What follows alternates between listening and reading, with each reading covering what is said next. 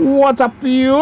Ayan, so nandito tayo sa kabilang bahay ngayon, mga ka-riders. Naglilinis tayo at marami ng damo sa kabilang bahay namin. Ayan, so dadamuhan natin yan mamaya. Naumpisahan ko na to pero medyo madumi-dumi pa.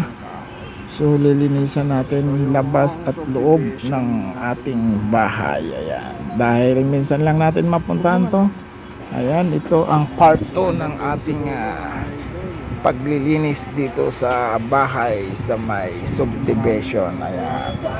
So let's go guys, umpisa na natin.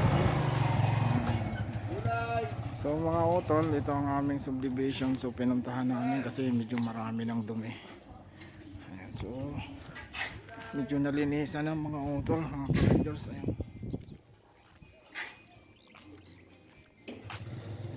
So tinanggalan na namin ang dumi. Bihira lang namin mapuntahan to pero ayan. Okay. Ayan, so sumasayaw-sayaw siya dahil wala siyang sumpa. So nandito kami ngayon sa bahay. Naglilinis kami. Ayan guys. Ayan, nagsusumpa sa loob ng bahay. So, yun, tapos na maglinis, maya biyahe na tayo pa Manila at balik na naman tayo sa Manila. So, linisan lang namin ang aming bahay guys. Let's go! At yun na nga, natapos na kami maglinis doon sa isang bahay. Ayan, so pauwi na kami dito sa kabilang bahay naman na aming tinitirahan. Ayan, so natapos na yung paglinis doon sa kabila.